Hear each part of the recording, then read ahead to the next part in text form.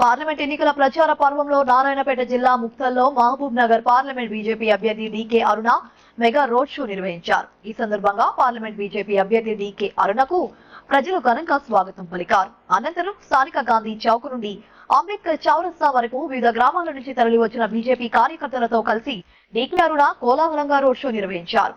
అనంతరం ఆమె మాట్లాడుతూ మన ఓటు ధర్మం కోసం, మన దేశ అభివృద్ధి కోసమని, అయితే దేశాన్ని ముక్కలు చేసేందుకు కుల మతాలకు చిచ్చులు పెట్టడానికి కాంగ్రెస్ పార్టీ పనిచేస్తుందని వ్యాఖ్యానించారు.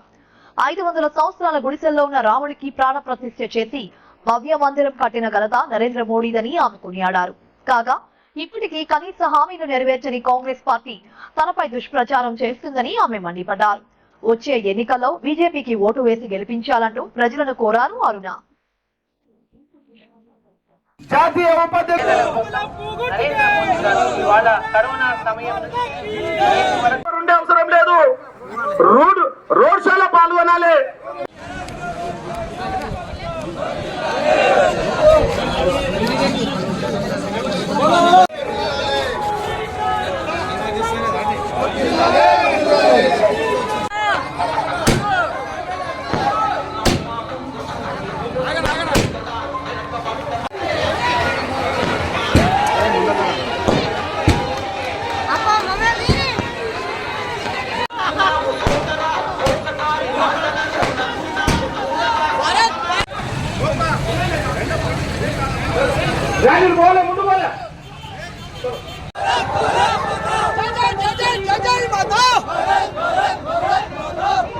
మాట్లాడలేదు.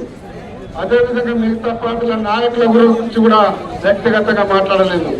ఈరోజు Congress electronic and print media సోదరులు అందరికీ నా యొక్క నమస్కారాలు నేను తెలియజేస్తా ఉన్నా. గారి నాయకత్వం సోదరులరా, భారతీయ జనతా పార్టీ ఈ ఓటు ఎవరి కోసం? ఈ ఓటు మన కోసం, మన దేశం కోసం, మన యొక్క ధర్మం కోసం. మనం తరతరాలు మన ధర్మం నిలబడాలి. మనుషుల కాదా? ఈ దేశాన్ని ముక్కలు చేయడానికే కాంగ్రెస్ పార్టీ పనిచేస్తుంది. ఈరోజు మన అందరినీ ముక్కలు చేసి పాకిస్తాన్ వాళ్లకు మనని ఆహారంగా ఇంకా ఈరోజు కాంగ్రెస్ పార్టీ వాళ్ళు పనిచేస్తా ఉన్నారు. ప్రతి ఒక్కరు మన వాళ్ళు గుర్తు పెట్టుకోవాలని చెప్పి సందర్భంగా నేను తెలియజేస్తా ఉన్నా. కుల మతాల చిచ్చులు పెడుతున్నది కాంగ్రెస్ పార్టీ. ఇవాళ ఉగ్రవాదులకు మనల్ని తాకట్టు పెట్టేటటువంటి ప్రయత్నం కాంగ్రెస్ పార్టీ చేస్తా ఉంది. ఈ దేశంలో 500 ఏళ్ళు ఒక గుడిసెలో ఉన్న శ్రీరాముణ్ణి, అయోధ్య జన్మభూమిలో, శ్రీరాముని జన్మభూమిలో అయోధ్య రాముని సొంత ఇంటిలోకి పంపినటువంటి ఆ రామ భక్తుడు నరేంద్రుడు. ఆ నరేంద్రుడు ఈరోజు రామ ప్రతిష్ట, ఆ యొక్క రాముని నాయకులు ఎవరైనా వాళ్ళ తన్నులను పోగొట్టుకున్నారా? వాళ్ళ ఇళ్లలో ఎవరైనా పోగొట్టుకున్నారా? వాళ్ళ జిల్లా కోసం ఏమైనా చేసిందా? దేశం కోసం ఏమైనా చేసిందా? రాష్ట్రం కోసం ఏమైనా చేసిందా? మా నాయన స్వతంత్రం కోసం పోరాటం చేసి జైల్లోకి పోయిండు, తెలంగాణ కోసం పోరాటం చేసి జైల్లోకి పోయిండు. మరి ఈరోజు తెలంగాణ ప్రజల కోసం ఈరోజు నక్సలైట్ల యొక్క తుపాకీ గుండెల్లో ప్రాణం వదిలిపెట్టిండు. వీళ్ళు ఏం చేసిండు అడుగుతున్నా నేను. ఈరోజు ఓర్వలేక అరుణమ్మ మేకప్ రాణి, అరుణమ్మ సారా రాణి, అరుణమ్మ ఈరోజు వాళ్ళని మంత్రిని చంపడానికి ప్లాన్ వేసింది.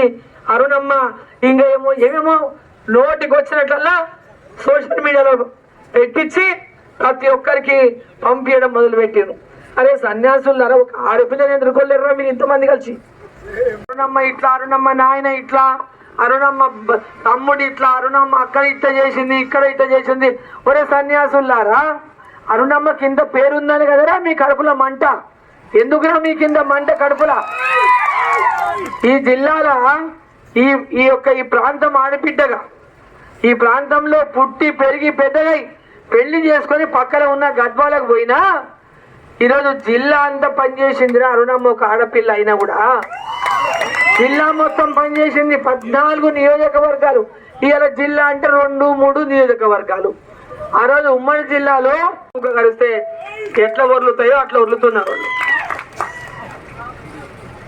వాళ్ళకి ప్రజలకు ఏం చేసిండ్రో చెప్పుకునేగా ఏం లేదు. ఏం చేస్తారో చెప్పింది మోసం చేసిండ్రు. ఇలా ఓటు అడగని ఇంకే ముఖం లేదు. ఓటు అడగని ఇంకా ముఖం లేక ఈరోజు అరుణమ్మ అరుణమ్మ అరుణమ్మ సన్నాసుల్లారా మీరు ఏం చేసిండ్రో చెప్పండి రా నాయన అంటే అది చెప్పరు. మీరు ఏం చేస్తారో చెప్పండి రా నాయన అంటే అది చెప్పరు. 6 గ్యారెంటీలు అన్నారు ఎప్పుడు ఇస్తారో చెప్పండి రా నాయన అంటే అది చెప్పరు. ఈరోజు దాన్ని చెప్పకుండా పొద్దుస్తమానం